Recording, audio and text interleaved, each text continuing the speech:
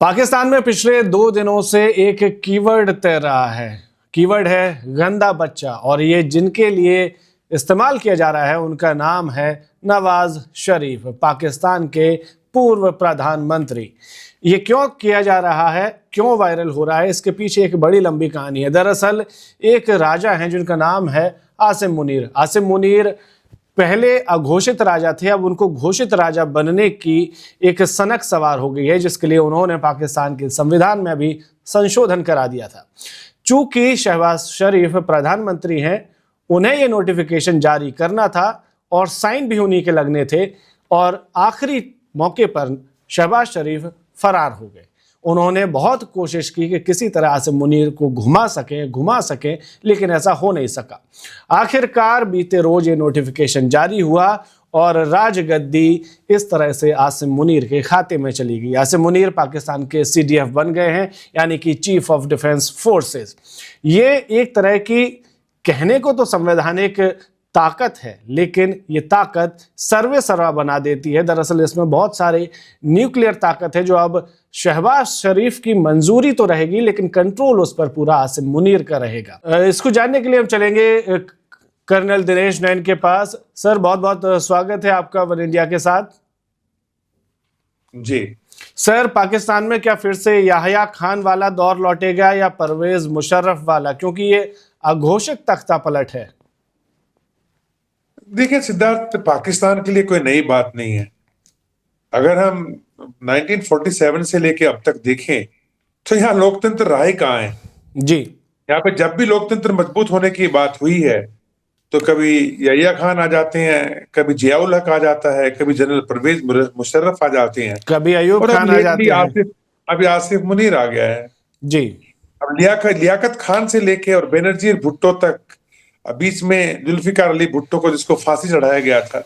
आप देख लिए, इतिहास रहा है ये पाकिस्तान का, कि पाकिस्तान के अंदर कभी भी लोकतांत्रिक तरीके से सेना को मंजूरी नहीं है। देखा जाए तो ये जब देश बना था तो तब से कुछ चंद ऐसे लोग थे जिनकी बहुत बड़ी महत्वाकांक्षा थी, चाहे जिसको एक कायजे आदम बोलते हैं, जी, मोहम्मद अली जिन्ना, वहां से लेकर के, और जितने भी इनके आर्मी, मेनली आर्मी इनकी जो जिसको एस्टेब्लिशमेंट कहते हैं ये लोग, इसके जनरल्स वगैरह जितने भी थे, इनको लगा कि अब एक कंट्री मिल गई है जो सेना के लिए काम करेगी। उल्टा, सेना हमेशा कंट्री के लिए काम करती है, लेकिन इन्होंने एक कंट्री ढूंढी जो सेना के लिए समर्पित रहेगी, और उसी हिसाब से चले आ रहे हैं। जहां भी इनको दिखाई देता है कि कोई भी पॉलिटिशियन जो है पाकिस्तान के अंदर, वो अपना सर उठाने की कोशिश कर रहा है, या फिर ज्यादा ही लोकतांत्रिक तरीके से अपने लोगों की, जनता की राइट्स की बात कर रहा है, लोकशाही में जो होता है उसकी बातें कर रहा है,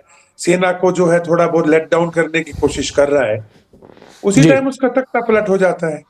अब जैसे आप बता रहे थे, यहाँ पर एक सवाल है मेरा। 12 नवंबर को ये संशोधन किया गया, उसके बाद शहबाज शरीफ बहरीन चले जाते हैं और भी दूसरे कई देशों में घूमते हैं ताकि साइन ना करना पड़े, लेकिन आखिरी में जो मोल भाव फाइनल होता है वो नवाज शरीफ के साथ होता है, पाकिस्तान के पूर्व प्रधानमंत्री और शहबाज शरीफ के बड़े भाई।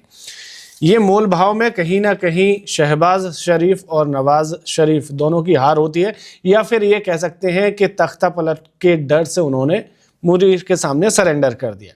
लेकिन इसमें सर, भारत के लिए जो चिंता वाली बात है वो ये कि क्या अब न्यूक्लियर की कमांड पूरी तरह से आसिम मुनीर के पास होगी, अमेरिका का कितना दखल होगा, और शहबाज शरीफ के हाथ में कितनी बची कुची पावर रह जाएगी? देखिए, जहां तक सवाल है कि ये जो पूरा हादसा आप बता रहे हो और जो सिलसिला चला पाकिस्तान के अंदर, जी, देखिए 12 तारीख को एक जो है, जिस प्रकार से ये सिचुएशन बननी शुरू हुई पिछले महीने में, उसके बाद में 28 और 29 तारीख को आई थिंक आसिम मुनीर को जो है रिटायर्ड होना था। जी, और उसी दिन जरूरी था कि एक नोटिफिकेशन आए जिसमें उसने अपने आप को 27th अमेंडमेंट है पाकिस्तान कॉन्स्टिट्यूशन का, जो कि पार्लियामेंट के थ्रू करवा चुका था। शहबाज शरीफ भी उछल उछल के कर रहा था, और उसमें 3-4 चीजें ऐसी खतरनाक की गई जो कि ना सिर्फ पाकिस्तान के लिए, हमारे लिए भी वो खतरे की घंटी है। पहला था कि सुप्रीम कोर्ट को बिल्कुल ही एक तरीके से डिफंक्ट बना दिया गया। और उसकी जगह खड़ा कर दिया गया कॉन्स्टिट्यूशनल कोर्ट। इस कॉन्स्टिट्यूशनल कोर्ट के जो जज हैं वो नियुक्त किए जाएंगे जरदारी यानी प्रेसिडेंट जी और शहबाज शरीफ, जो कि कठपुतली हैं आसिम मुनीर के, जनरल आसिम मुनीर के, या फील्ड मार्शल आसिम मुनीर बोल लीजिए, मुल्ला आसिम मुनीर बोल लीजिए इसके। और उसके अलावा इन लोगों ने कुछ ऐसे अमेंडमेंट्स भी की कि हाई कोर्ट से लेकर के सुप्रीम कोर्ट तक जितने भी जजेस की अपॉइंटमेंट्स है वो सारी की सारी कॉन्स्टिट्यूशनल कोर्ट के द्वारा कंट्रोल की जाएंगी। जी और कॉन्स्टिट्यूशनल कंट्रोल को कोर्ट को कौन कंट्रोल कर रहा है? आसिम मुनीर। दूसरा, आसिम मुनीर ने एक और ये कराया वहां पे चेंज और 27 कॉन्स्टिट्यूशनल अमेंडमेंट के अंदर कि आप अब इनको सीडीएफ की पोस्ट बनाएंगे, chief of defence staff. Joint chief जो थे उनको रिटायरमेंट हो गया 28 तारीख को, जी उसके तुरंत बाद सीडीएफ के लिए अब पावर तीनों की तीनों सशस्त्र सेनाएं, नौसेना हो, वायुसेना हो या थल सेना हो पाकिस्तान की, उन तीनों के ऊपर सर्वे सर्वा, जैसे मतलब हर पावर इनके पास। और सबसे खतरनाक बात ये कि जो स्ट्रेटेजिक इनके न्यूक्लियर असेट्स हैं उसका कंप्लीट एक स्ट्रेटेजिक फोर्स बना के उसके लीडर भी खुद बन के बैठ गए। अब इस सीडीएफ के लिए नोटिफिकेशन की जरूरत थी कॉन्स्टिट्यूशन के मुताबिक, लेकिन जी शहबाज शरीफ और नवाज शरीफ की जब मीटिंग हुई तो जो ऐसा सुनने में आ रहा है ओपन सोर्सेज से कि नवाज शरीफ ने इनको कहा कि अगर सारी पावर्स आसिम मुनीर को दे दी तो ये तो अगले सदियों तक पाकिस्तान के अंदर किसी प्रधानमंत्री को बनने ही नहीं देगा, और बनेगा भी कोई तो वो सिर्फ पूंछ हिलाता हुआ कठपुतली बन जाएगा, तो ये जी मत करो। तो बहरहाल वो बहरीन गए घूमने के बहाने, और वहां जाके उन्होंने एक और बहाना बनाया कि मेरी तबीयत ठीक नहीं है, और अपना इलाज कराने के लिए इंग्लैंड चले गए, लंदन चले गए। जी और लंदन से फिर वो परसों रात के टाइम पे देर रात वापस आए। लेकिन उसमें भी एक देखिए पैतरा ये आया कि इस्लामाबाद में उतरने के बजाय ये कहां जाके लैंड करते हैं? लाहौर। और लाहौर के अंदर ये पूरी फैमिली जो है नवाज शरीफ की, शहबाज शरीफ और मरियम, ये तीनों वहां थे। इन लोगों ने प्लान बनाया, डिले करते रहे, बीच बीच में अपने जो इनके बाकी मंत्री है, अतुल्ला खान है, तरार इंफॉर्मेशन मिनिस्टर है, या फिर इनके रक्षा मंत्री वहां से बोलते रहे कानून मंत्री भी इसी में आते हैं। जी जी। तो उन्होंने जी ये स्टेटमेंट्स दिया सिद्धार्थ के अभी इतनी जल्दी क्या है, क्यों ऐसे लोग कह रहे हैं, अभी वो नोटिफिकेशन हो जाएगा। इसका मतलब नोटिफिकेशन नहीं हुआ था।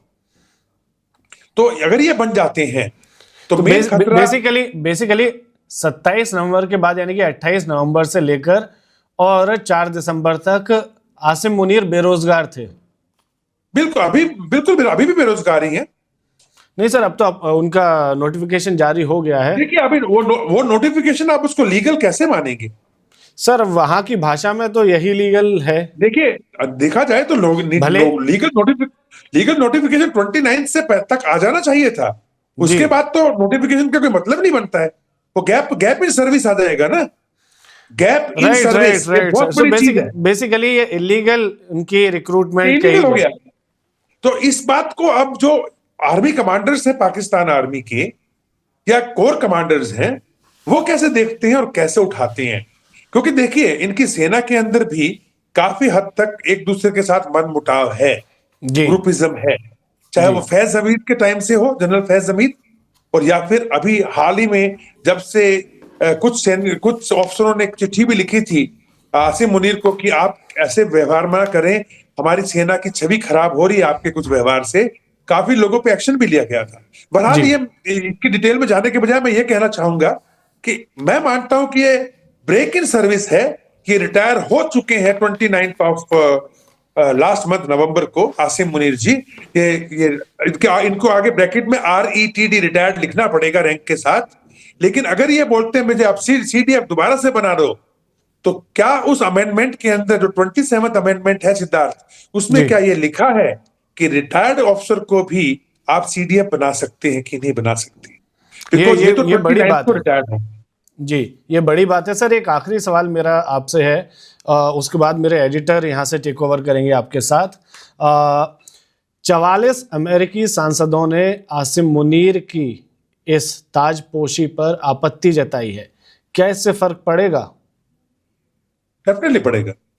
देखिए सिद्धार्थ पूंछ हिलाता है ये। आपने देखा ना पाकिस्तान से आवाजें उठ रही हैं। जी, अमेरिका ने अभी कुत्ते पाले। अगर देखा जाए तो इनका 5 साल के लिए टेन्योर एक तरह से फिक्स कर दिया गया है, लेकिन 7.5 साल में जब ट्रंप की रिजीम चेंज हो जाएगी, वो राष्ट्रपति नहीं रहेंगे। और ये फैसला, ये जो आपत्ति जताई गई है, ये रिपब्लिकन सांसदों की तरफ से जताई गई है, जिसमें प्रमिला जयपाल भी हैं। तो क्या देखिए उस टाइम पर इनको हटाया जा सकता है? देखिए सिद्धार्थ, मैं पहले अभी बता दूं आपको कि ये जो भी अपॉइंटमेंट है ये वर्दी के हिसाब से इलीगल है, जी, क्योंकि एक बार आप रिटायर हो गए तो फिर गैप इन सर्विस आ जाता है। एंड ठीक बात है। That's a very big issue.